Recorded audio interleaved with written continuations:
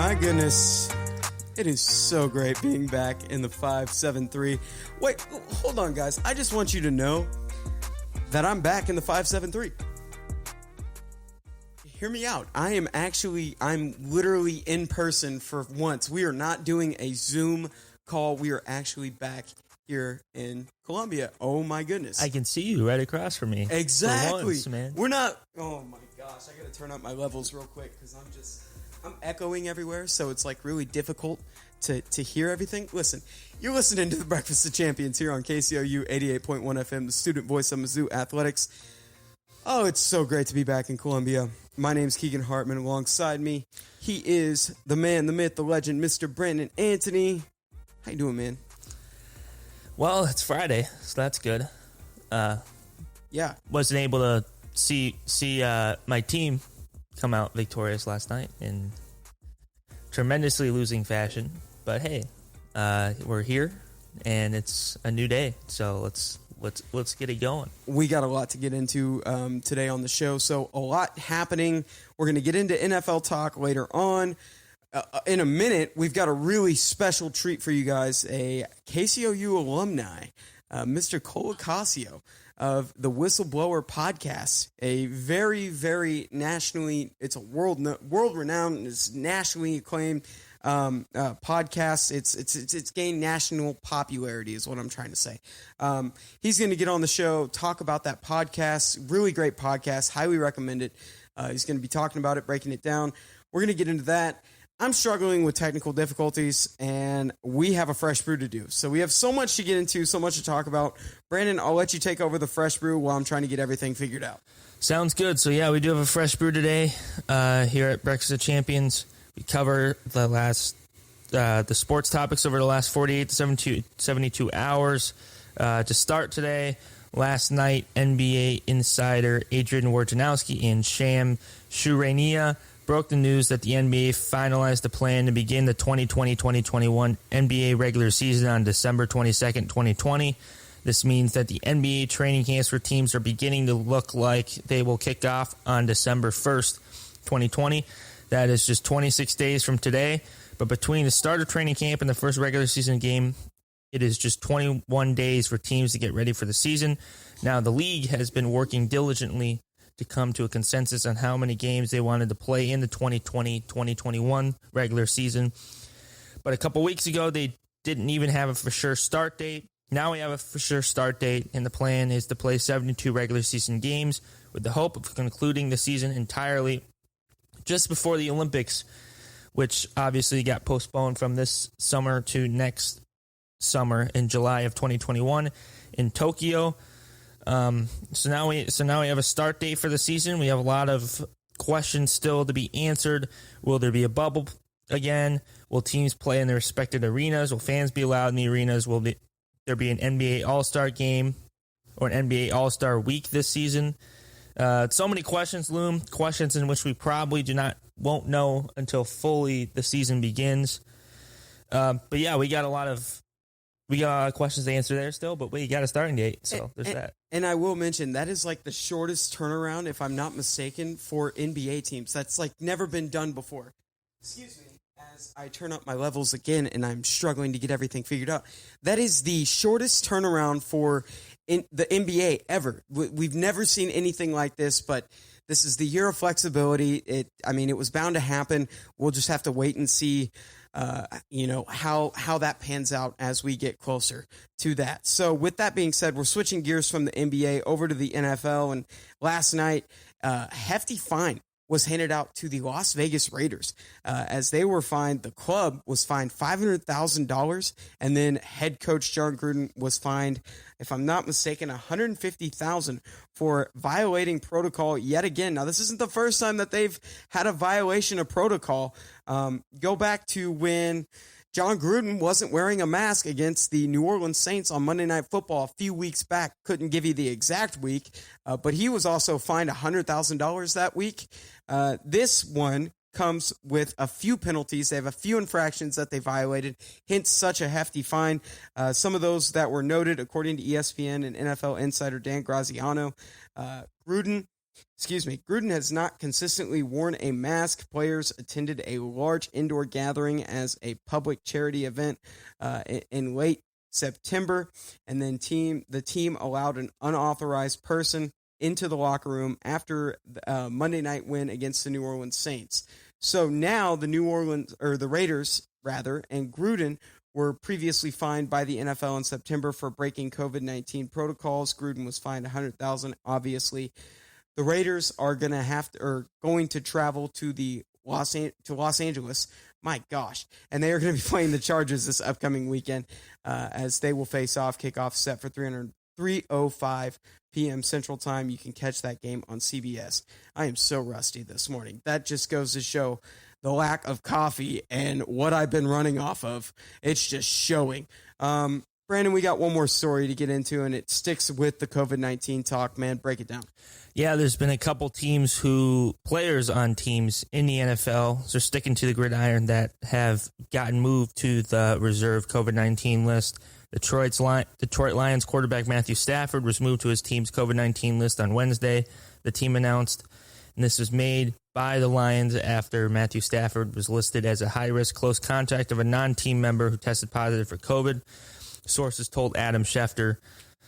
Stafford came into contact with this individual on Monday, and that means that Stafford would be eligible to play in the Lions game on Sunday, in which the Lions travel to face the Minnesota Vikings. Further, yesterday, the Kansas City Chiefs announced that defensive tackle Chris Jones was moved to the team's COVID-19 reserve list as well. Chris Jones also came into contact with an individual who had tested positive for COVID-19 earlier this week. As of today, it is unclear whether or not Jones will be eligible to play in the Chiefs' home game this Sunday, as they are set to host the Carolina Panthers. And the two teams we saw last night, Thursday Night Football, also were affected by COVID-19 as well, as the Green Bay Packers had running back A.J. Dillon on their COVID list, and San Francisco was without several of their wide receivers and their offensive tackle, as Kendrick Bourne, Brandon Ayuk, and Trent Williams were also got affected on the COVID-19 list after Kendrick Bourne tested positive for COVID-19. So a lot of COVID-19 riddled effects coming from teams here. And yeah, it's kind of concerning if you look at it for the NFL's perspective, but that's where we got. And the NFL, I think, has been doing a good job at keeping it in order and making sure that the players who do get tested and the high contacts aren't seeing the field anytime soon, which is obviously what they should be doing. So basically, if you were a practice squad player last night, it was your dream scenario because you saw a lot of reps. River Craycraft, one of the names that come to mind. I know you weren't too high on him, but we'll get into that later. So that's going to do it for the Fresh Brew. Hopefully this next segment is 20 times better. I know it will be. We got a special guest, as I said before. Look, he's a KCOU alumni. He came through. I believe you would have graduated, Cole. I mean, if you're listening to this, man, you would have graduated what? Me and Brandon's freshman year. You've been 2 years removed from college, I believe. Well, 2015. What year did you guys come to Mizzou? Well, I mean, you graduated. You were a senior when we got to Mizzou. Would have been 2018. Yeah. Right. Well, oh, did I say graduated 2015? No, I arrived 2015. Graduated 2019.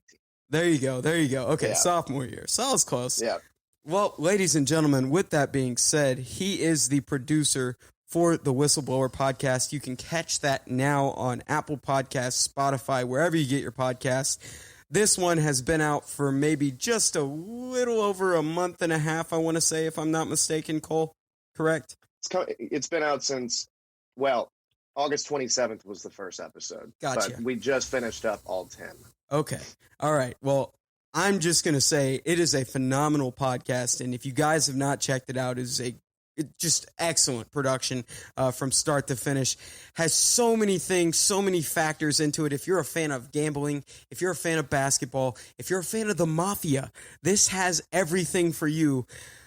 Cole, I'm just going to let you have the floor, man, because I feel like I'm giving away too many spoilers, but without giving away too many spoilers to the best of your ability, man, sum it up. I mean, this is the Whistleblower podcast.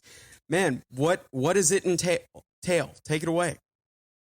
Well, I'd be curious to see how many of the listeners would actually be aware of this story and remember this story. Back in 2007, an NBA ref was caught betting on games that he officiated.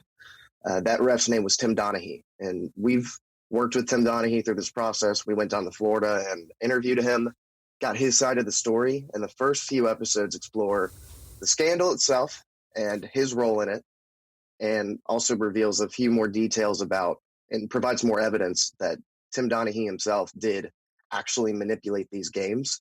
He likes to say that he was unbiased going into these games and on the court, which, I mean, human bias, especially in gambling, if you knew that you had money on a certain team, subconsciously, at the very least, you would be affected, right? I mean, I think I speak for everyone that it would take a very special kind of human to be able to block that out. Yeah, for sure. So Tim Donaghy, NBA ref in 2007, gets caught for, they're catching basically a man in the middle of the act. And at first, at face value, as you alluded to, you would think it was Tim Donaghy just at the forefront. At face value, it was just him. But as the podcast goes, we unravel, you guys unravel a lot more behind this story. I want to talk about real quick, because we talked about this pre-show. We were so young when this happened, and I know that you alluded to the fact that you remembered it, some specs of it. You were interested at a very young age. How did this come to fruition?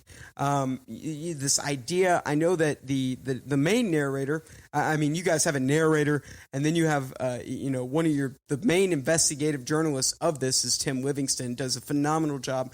Actually, if I'm not mistaken, spent 8 years on investigating this story behind Tim Donaghy. But how did it kind of come to fruition? How did you kind of join in on the mix when this whole thing started, Cole? Yeah, when Tim Livingston started investigating this story, it was 2012, and I was 15 years old. I was a sophomore in high school. At that point, I wanted to be, a print sports journalist, and I kind of took a left turn, obviously, in college, but to do podcasts. And when the scandal broke, I was 10 years old. And those were the days, that we would turn on SportsCenter and have it loop 2 or 3 times during the day. We had nothing better to do. Streaming wasn't a thing. You either played video games or you had SportsCenter on in the morning, that's for sure. So it was those days. And there was a lot of stories at the time, and the NBA tried their best to cover it up. And to their benefit, actually, another news story at that time in the sports world was the Michael Vick dogfighting scandal. I think that broke either a week or two around the NBA scandal breaking. And I think that sports outlets kind of ran with that Michael Vick story over this one, and this kind of got lost in the mix. And that's very beneficial for the NBA. But then you start to look at the evidence surrounding the rapidness of this story just getting buried, and also the NBA's role in getting it buried. And if Tim Donaghy is truly a rogue referee, if he is truly an isolated incident, wouldn't you want, if you're David Stern at that time, as much transparency as possible to let the fans know that this is a legitimate operation? Why would you try to hide anything? So I going through, because I'm going to be honest with you, I've made it to episode 8. I haven't even listened to 9 and 10. Again, this is a 10 episodes experience. But I got through the point where they talk about, a friend close to David Stern, and basically, how this story broke and everything. There's a couple of names in there, and I'm not going to even get into specifics because, again, I don't want to ruin this for any of the listeners that, go check this out. Again, it's on Apple Podcasts and Spotify. But in doing the investigating, there was people around David Stern, and how tough was it to be able to get in contact with these folks that were, the ones that broke the story? I know that, I believe, if I'm not mistaken, there was a journalist out of Philadelphia, I want to say, that you guys reached out to along the story. And then, you had a couple of New York journalists that you reached out to. So many different parts, detectives, people that worked with the FBI. What were the steps in being able to go to all those guys and reaching out to them about this concept? It was a difficult process. I think that the NBA does a really good job, and most sports do, of containing all of their players, all of their referees, all of their executives to just kind of put a gag order on them. And it doesn't even have to be like, you don't even have to put the tinfoil hat on to see that. I mean, the NBA, look at Steve Javi. I mean, he's gone through the ranks of an NBA referee. And when he retired, he became director of officials or something. I mean, he was within that administration, and then he got promoted, obviously, and now he's on ESPN. I mean, these guys never truly leave the system. There's a reason for that. I think that it was very difficult to tell at times, because we actually got some NBA players. We interviewed more NBA players, and they later came out and told us, I'd really appreciate it if we actually didn't use any of that interview. A few guys like on all-star teams too. And they came out later and were like, I just can't do it. Especially when David Stern passed away, January 1, because a lot of guys felt like, this guy's not around to defend himself anymore. Mm-hmm. It was the timing on this podcast with the David Stern news. And then on top of that, the pandemic. Yeah. There were so many challenges we ran into, but overall, I'm really pleased with the final product we put out. And again, and Brandon, I was talking to Brandon about this, man. I'm trying to get him on this podcast. We listened to like I said, we listened to a couple of episodes before the show taking place today, Cole. But I'm just going to say, for all you guys out there, I highly recommend this. This is one of my favorite podcasts out right now. It's been mentioned on the Dan Le Batard show, Tim Livingston speaking with the Dan Le Batard show, the Dan Patrick show. Actually even had, I believe, if I'm not mistaken, you actually had a picture on social media, Cole, that they had promoted it in downtown Times Square. So, I mean, this is right. This has definitely gained some national attention. And you're right. Amidst the Michael Vick scandal, you bring up a good point. It kind of dwindled over time with that, because Tim Donaghy, I mean, we come to find out, is, put in prison for, about a year. I think you had mentioned 15 months. So that kind of put this thing to rest. But it's just so interesting going back and reminiscing, but getting more answers to this whole story. And that's what I think is the most fascinating thing about it, is being able to go to these different sources and putting the pieces together. It's almost like, who can you trust? Right. And, it's funny. Hear me out. I think that Tim Donaghy, he served his time, don't get me wrong, but he's not always a credible witness. Don't get me wrong. We understand that. Mm-hmm. However, it's not just Donaghy saying these things. It's not just him connecting these dots. I mean, we did our work, and so did other people. I mean, we spoke with former FBI agent Phil Scala in episode 9, and he backed up a lot of what Tim had to say, probably 95% of it. And the FBI never had a chance to investigate this, because the NBA did such a great job at suppressing this investigation. They never had the chance to do their due diligence. They never had the chance to wire up Tim Donaghy. They never had the chance to pursue other referees, or even look, as Phil Scala had to say, into the NCAA. This thing goes way past just a rogue referee betting on just a few basketball games for a few years. It's truly excellent journalism. Brandon, I didn't know if you had any questions. I feel like I've been consuming. I got a couple. I got just one quick question, Cole. Right. Yeah. My only question is, obviously coming out of KCOU, what made you motivated to join this particular podcast, in terms of it just being an ongoing scandal? That's just my it was a project I was familiar with when I actually initially moved out to Los Angeles in August of 2019. And I kept pushing the other producer on the project, Doug, who I was working with at the time, to, introduce me to Tim and try to get me involved and looped into this project, because I remembered it as a kid. I remembered being fascinated by it for years. I was very familiar with the story. And sure enough, I mean, I'm very good at weaseling my way into projects. But very quickly, Tim saw value in me, Doug saw value in me, and I became part of the team. I will mention this, and this is kind of like the one last thing before you go. And again, Cole, thank you so much for joining us. I know it's in the wee hours of the morning, but I am going to ask you this. So in a certain episode, again, I don't want to spoil it, and I want you guys to listen to this, and so I'm trying to do my best here.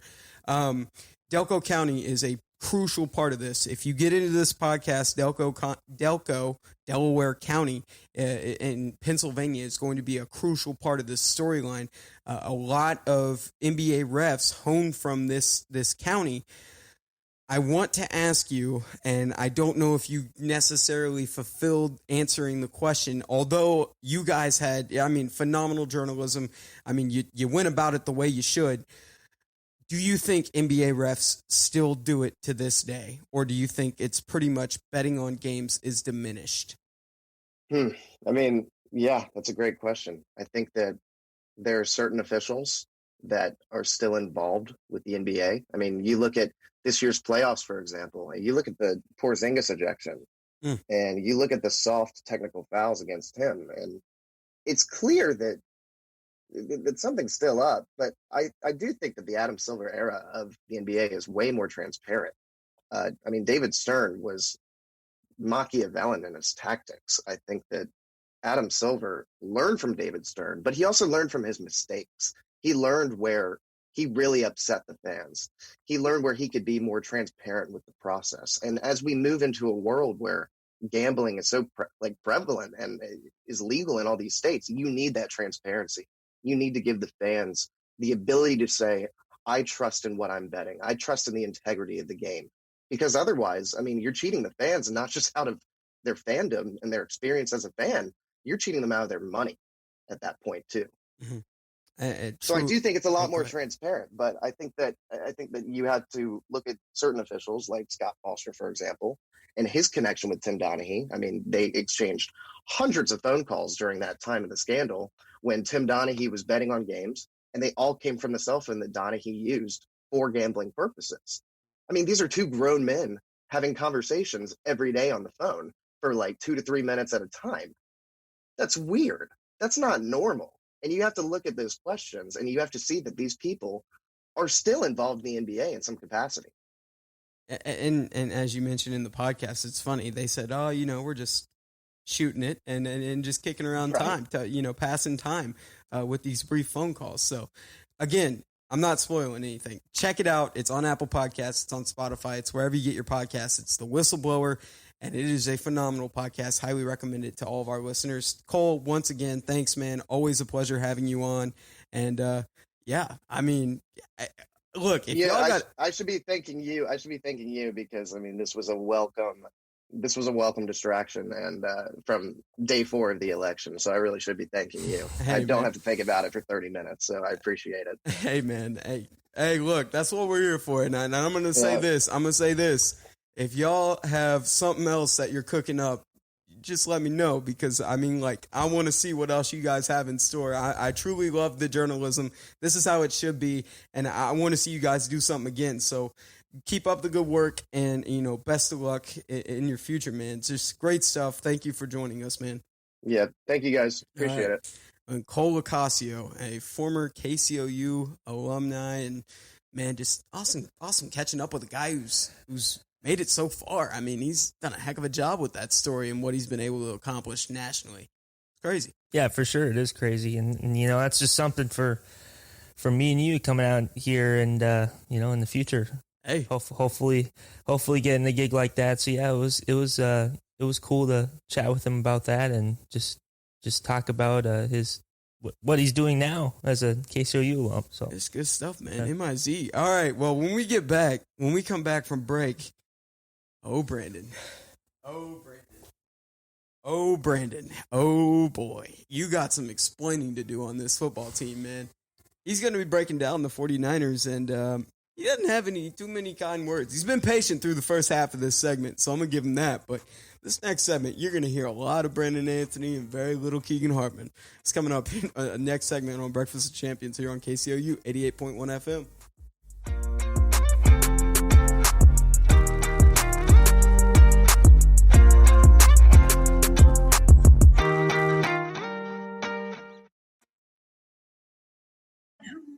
Anything I should know? No? All right, you guys got about a minute and a half. Sometimes it can be hard to connect with teens. Not even that upset, okay. Activity cards to deepen your conversations. Visit You what? health.mo.gov/connect to access these free cards and other resources. A message from the I Missouri gotta Department of spice Health and things Human up, you know. Services.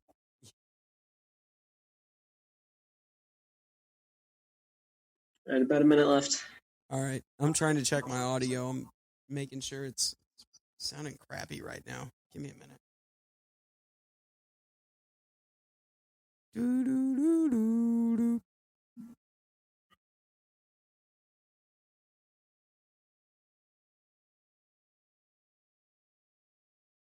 All right, 30 seconds. All right.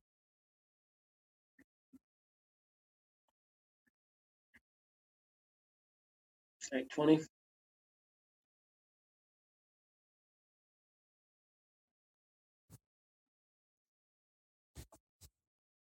10, 9, 8, 7, 6, 5, 4, 3, 2.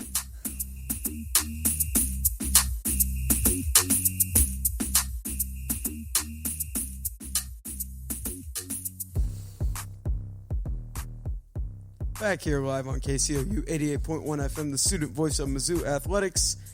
You are listening to the Breakfast of Champions. We just got off the phone with Locascio, former MIZ Mizzou KCOU alumni, talking about the Whistleblower, new podcast. Love to see it. Now we got NFL to talk about. San Francisco 49ers. Yes, sir. I'm not even gonna open up the debate, man. I know what happened last night. Obviously, everybody and their brother is out because of COVID-19. I mean, you'd go down the list. Everybody's gone. Literally, the entire team is gone. Well, So there's that. Might as well call the 49ers the San Francisco Handicapped, because that's what basically they are right now, playing there. Oh my gosh. Not even having their whole team out there. So Look, man. All right. Okay. Backtrack. Reverse. All right. It was a mess last night. It was miserable. And you could make the argument that going into last night, had they been healthy, it might have been a different outcome. But what was your biggest takeaway from last night? Even if they would have been healthy, what do you think the outcome would have been? honestly, I'm not too disappointed. It was expected, right, going into last night. And that many guys out. I mean, we had River Craycraft starting at wide receiver, for goodness sakes. I mean, I don't think you can have high expectations when that ever is the case. When you get the majority of your starters are not playing, I don't think you can get, that excited about a particular game. So honestly, going into that game, I was kind of like, all right, we'll see where it goes. I don't know where it's going to go. I was hoping that we would run the ball and, hopefully maybe able to somewhat find a rhythm against that Packers defense who has struggled here early this year. And obviously ran all over in the NFC Championship game. I thought that was going to be the game plan.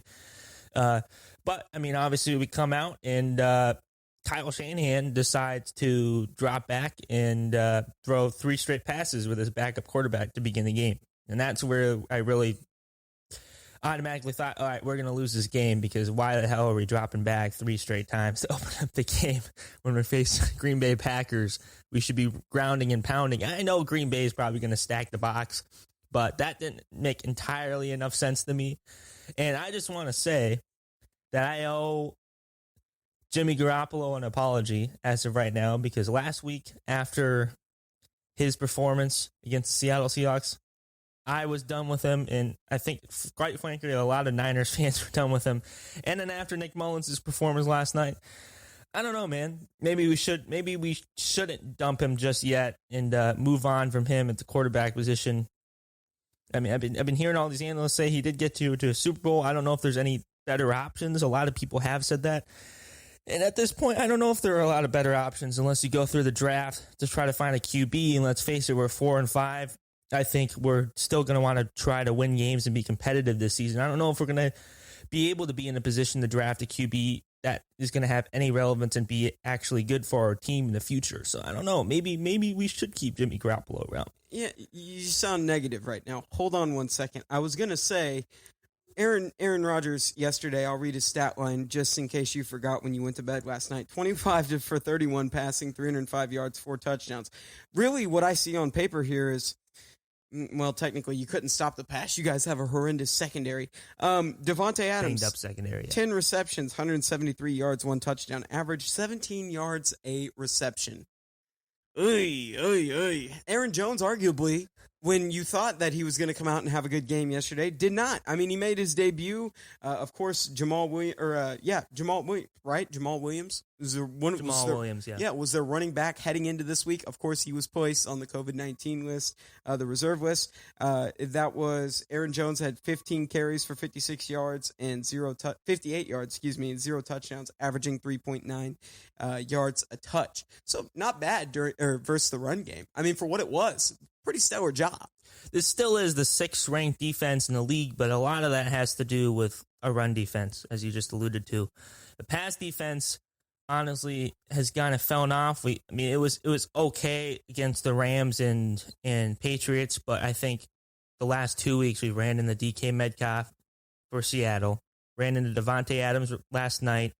I think, honestly, the injuries start to show up when we got Devontae Adams and guys like that who are trying to defend on the left side of the ball, because the other team is just going to come out and that's going to be the game plan to get the ball to him. When we saw it with Russell Wilson and DK Metcalf the week before, and we saw it last night with Aaron Rodgers and Devontae Adams. So, look, I don't have your schedule up front, but I know that Jimmy Garoppolo's out 4 to 6 weeks. George Kittle's out, I believe, 6 to 8 weeks, if I'm not mistaken. Significant injuries for what it is. What does the future look like right now, and are you still holding on to hope that you can see a playoff spot or maybe be in the hunt near the end of the year? There's a little bit slimmer hope still left in me. I think 4-5 right now. We got some tough games. Obviously, we play. I mean, we have the 3rd hardest schedule in the league. We got the New Orleans Saints. We got a rest this week, which I think will be good for the team to get guys back. Ayuk and Bourne will be back for the Saints game. A few other guys, Trent Williams, guys will be back for the Saints game. We got the Saints, and then we get our bye week, which will be more rest. We got 1 game in the next 24 days. So this time can really be used for getting guys back and, taking care of their bodies to continue the rest of the season. I think we should have more weapons against the Saints, meaning we should at least be able to put on a better performance. The Saints are obviously a tough team too, Drew Brees and that offense. And after that, we got the Rams in LA, Bills at home, and then we get Washington at home, which probably after that is schedule lightens up a little bit with Washington and Dallas, but still games not to take lightly. Let me ask you this. What do you see your record being? I mean, you said what? You said 4-5 right now on the season? Heading into 4-5 heading into week 10. Week 10, okay. So Saints, Rams, Bills, looking down, Washington, Dallas, Arizona, Seattle. Man, they didn't do you any favors. I mean, obviously you play division opponents twice a year. I mean, that's how it goes. But man, the NFC West is nothing to play with. It is very, very competitive in all aspects. I mean, I don't know. The most competitive division in football for sure. But what is this? What is the record going to be? That's the question. I mean, how do you fare against these guys? I mean, this is a tough schedule. It's one of the toughest in the NFL. Correct. I think personally, there's still a glimmer of hope for the postseason as of right now. I think there was talk about the NFL actually potentially adding an 8th team to each conference, so that even more opens the door for us to sneak in either the 7th or the 8th spot, take advantage of that extra playoff spot. The Saints game will be tough, but maybe it'd be nice to win that, going 5-5 at the bye week, get a week off, and then you get the Rams in LA, and then you get the Bills. I don't know. I think 8-8, 9-7 is more on the table here at this point. I don't think 10-6 is logical. I think 8-8 and 9-7 is probably the most logical. What you're looking at, I think we can rattle off. If the division games are going to be the most important, in my opinion. You play Seattle at the end of the year. You're at Arizona again. Arizona came and beat us in week 1. That's going to be an important game. We're at LA. We beat LA the first time. LA is probably going to give us more of a fight the second time. Division games are going to be important, honestly, because if you look at the NFC West, there's a potentiality for all 4 teams to make the postseason at this point. There's a possibility of that happening. So I think if the Niners want any chance to try to sneak in a wild card spot, they need to do well in their division, because whoever wins that division is going to win it, obviously, and then there's going to be either the Rams, Seattle, and either it's going to be Arizona, the Rams, or the Niners, the last 3, and they each will be fighting for a playoff spot at that point. So I think that's where it's going to be important for the Niners to get their divisional games and play those tough, but those are going to be tough games by any means. It's a tough division in football for a reason. So look, the National Football Conference, entertaining from the west to the east. I mean, that's how it's going to be. And for the remaining duration of the season, you're going to be watching crappy teams. You're going to be watching good teams within their divisions to try and do what they can as we reach the home stretch of the final 6 games of the year. So prayers to San Francisco. I hope that they can make it past the situation that they're in, and maybe Nick Mullins can come through. And worst case scenario, you're starting C.J. Beathard. So, yeah, the outlook's great. I mean, you're either playing for pick compensation or you're playing for a potential playoff spot just to be escorted out the door in the first week. Like, I don't know. I make hot takes, and every now and then I tend to, go cold on those hot takes. So what's interesting, though, is we got a lot of guys coming back in the back half of the year.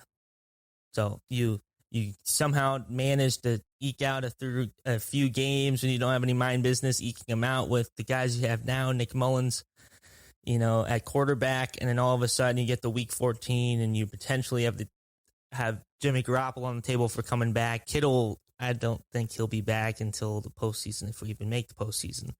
And then you got guys like Richard Sherman and other guys like that who'll be eventually getting back on in the field. So that'll help if we can somehow eke out a couple games and get some guys back. There may be a chance. Well, aside from that, let's put a pin in the San Francisco 49ers, and we got some games to call. All right. So first and foremost, I'm looking at one right here on the list. We got the Seattle Seahawks taking on the Bills. That game's going to be at noon, I believe. Fox is going to have the coverage on that one. Man, Josh Allen and Russell Wilson. That's going to be a fun matchup, battle of the quarterbacks. It's going to be in Buffalo. Don't know what the temperature, what the weather's going to be looking like. I would expect on a November Sunday it would be somewhat cold or maybe a little brisk. But I don't know. For what it's worth, no fans. Who you got? Seattle, Buffalo.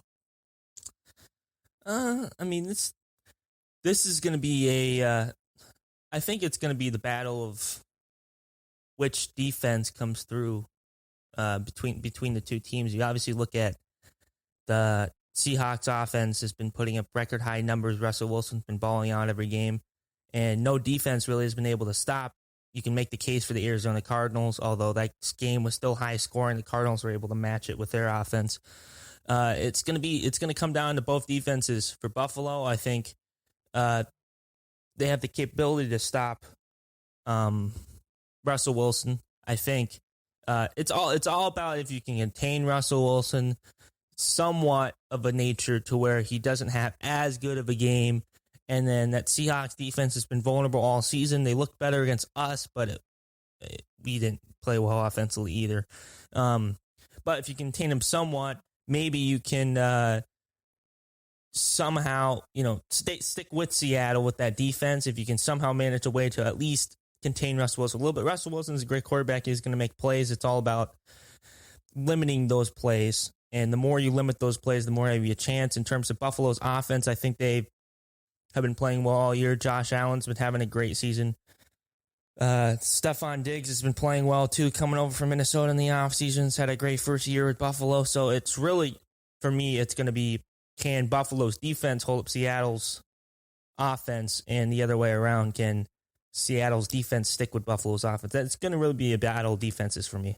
You talk about the defenses. There's positives and negatives as I'm looking up and down the board. Seattle Seahawks are 17th as it stands heading into Week 9 as far as total overall defense. Buffalo Bills are at 19th. Seattle Seahawks, when it comes to the passing game, they are 32nd in the league, dead last in passing defense, which is crazy considering they have guys like Jamal Adams on that team, which granted it's one player, but it's still a little shocking to me, and I believe Shaquille Griffin as well. As for the Buffalo Bills, they are 17th. They maintain that 17th spot in the passing. Rush defense, go down here to the Seattle Seahawks. They are 6th in the league. And then go down to the Buffalo Bills. They are 28th when defending the run. So they all have their positives and negatives. If you're Seattle, then you might look at depending on the run. And then if you're Buffalo, you might look at depending on the pass. Josh Allen, luckily, has been thriving at the pass this year. But over the duration of these past 2 weeks, overall, Buffalo's been on the decline. Like, they just have not looked good. Maybe excluding, I didn't even get to catch up with them last week, but, the Tennessee game didn't look good. It looked very sloppy. Cam Newton coming down to the wire. Ultimately, they come out on top, and they win that game as expected, as I anticipated. I think they're going to win the AFC East. Obviously, it's theirs for the taking. And I said that at the beginning of the season, even with people being high on Cam Newton. This is a statement game for the Buffalo Bills. I don't know if it says much about the Seattle Seahawks regimen. I mean, you're playing an AFC team, but I think this is a must-win for the Buffalo Bills in that the Seattle Seahawks, Buffalo Bills come in here basically with nothing to lose. I feel like the Seattle Seahawks are the better team, but if they can win this, then they just put themselves back into a good situation. I think they can redeem themselves with what they've done in these past few weeks, past few performances. I think the Buffalo Bills, this is a good game for them to win. This definitely is a good game for them to win. And I look at just that Seattle defense has been notorious all year for giving up points. I mean, they gave up 30 to New England back in week 2. Obviously, that was week 2. It's a different New England team than we're seeing now, obviously. Dallas put up 31 points on them. The Vikings, they went toe-and-toe with. And then obviously Arizona put up 37 and ended up beating them. So the defense really is the question for Seattle. And for the Bills, you knocked it on the head. This is a game for them to prove to the rest of the AFC and the rest of the NFL that they're still there and they're still going to be a contender come playoff time in the AFC. Looking at Russell Wilson right now, he leads the league in touchdowns with 26, and then Patrick Mahomes is at second with 21st. But as far as passing yards go, Josh Allen has 2,172, and then Russell Wilson has 2,151. So it's a tight race there as far as passers go. I'm going to give Seattle this one. I think Seattle's going to win this game, but I want Buffalo to come out and perform. I think this is a crucial win for them. All right, switching gears. I'm going to give Buffalo. You forgot my prediction. Oh, my bad. I'm sorry. I didn't know that. I thought you already made your prediction. I was zoned out. Okay. I'm going to give Buffalo this game. I think it's been an upset game for Buffalo. You just hate Seattle. That may be true, but yeah. All right. Buffalo. Vegas Raiders take on the Los Angeles Chargers. Herbert, this is your chance to bounce back from what we thought was going to be an absolute stomping last Sunday.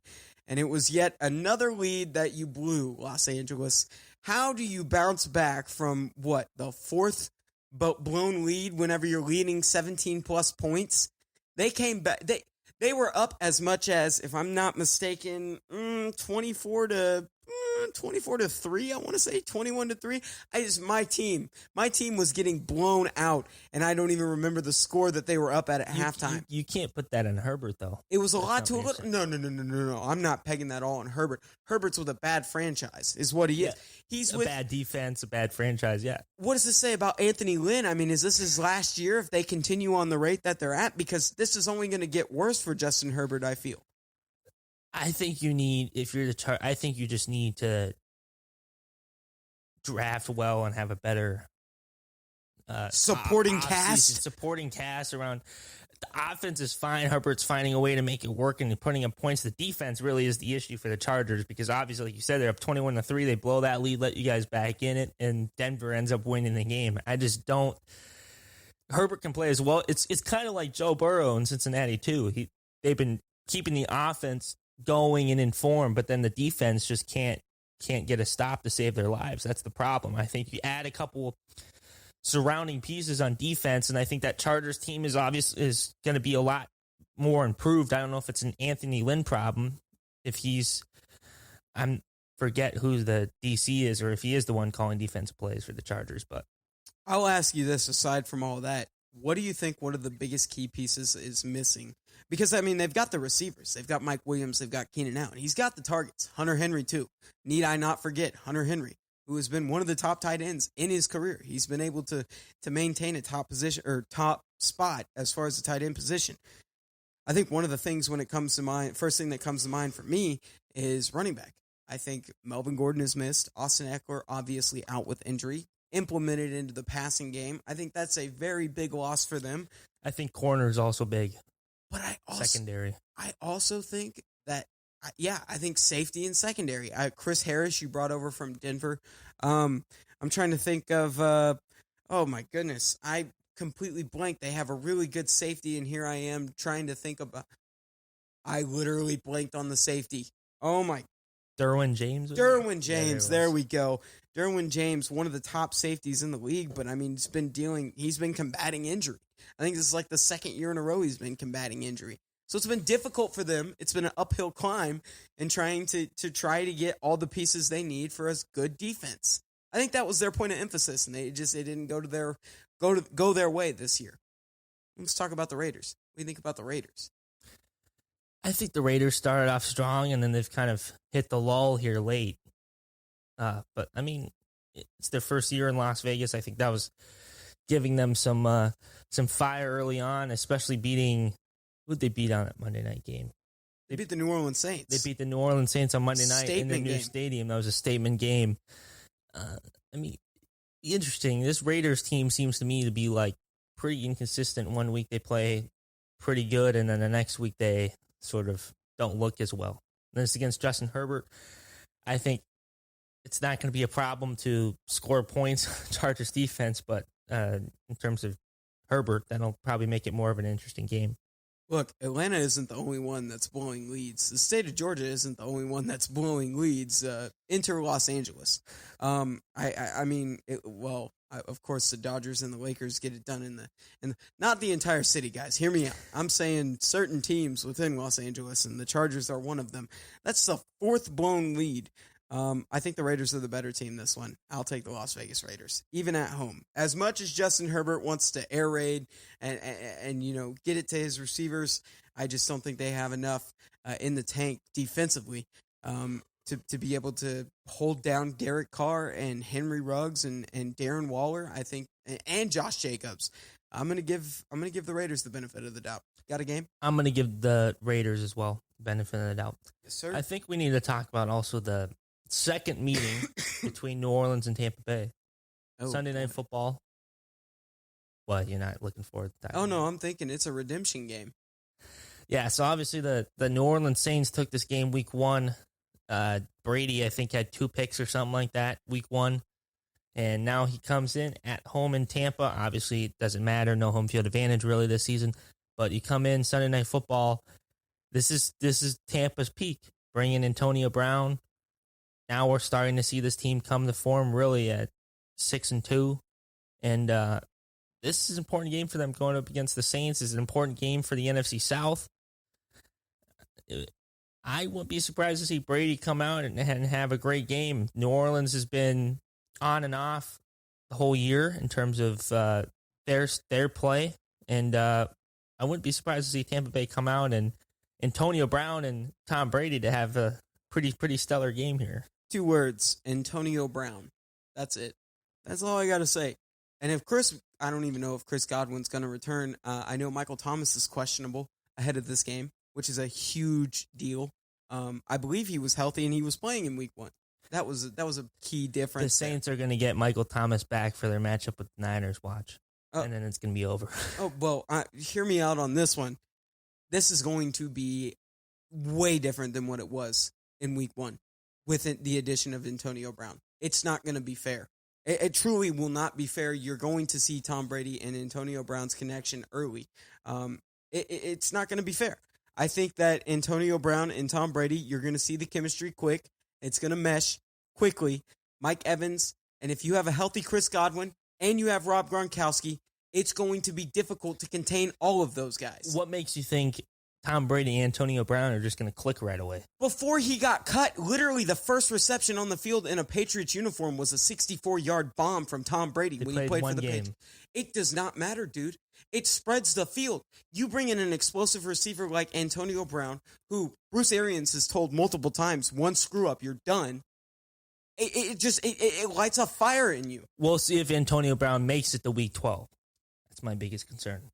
All of his off-the-field issues, he's been bouncing all over teams, and it's been out of football because no one really wants to take a chance on him. Now he's getting a chance at Bruce Arians, like you said. One screw up and he's out.